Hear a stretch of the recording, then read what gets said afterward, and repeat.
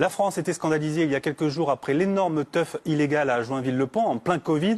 Mais franchement, on est des petits joueurs. En Belgique, ils font beaucoup plus fort. Pour suivre cette affaire plutôt embarrassante, le week-end dernier à Bruxelles, la police est intervenue dans le quartier gay de la capitale pour mettre un terme à une partie fine en plein confinement. Une partie fine, oui, bon, une grosse partouze, hein, une orgie qui fait la une des JT et c'est plutôt rare.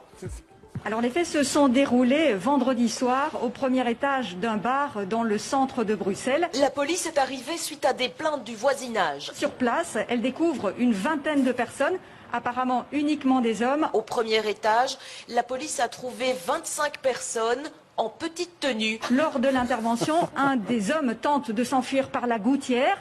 Et c'est à cause de l'homme qui a tenté de s'enfuir par la gouttière que tous les médias belges parlent de cette soirée clandestine, car il ne s'agit pas de n'importe qui, mais de 7 eurodéputés autrichiens, membres du parti conservateur de Viktor Orban.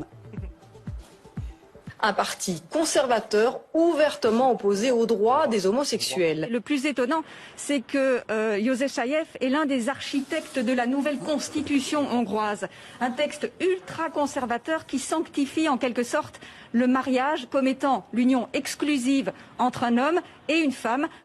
Participer à une partouze gay, être marié à une femme et être ouvertement opposé aux droits des LGBT, c'est un joli combo. Sur Euronews, on avait une petite info en plus. In his statement says, as the police had confirmed that there were drugs on him and that he said that there was an ecstasy pill on him but that he didn't know where it had come from. Alors l'eurodéputé hongrois et non autrichien, comme j'ai dit, a démissionné. Et on referme ce dossier avec cette citation de l'organisateur de la partouze qui m'a fait toute la journée.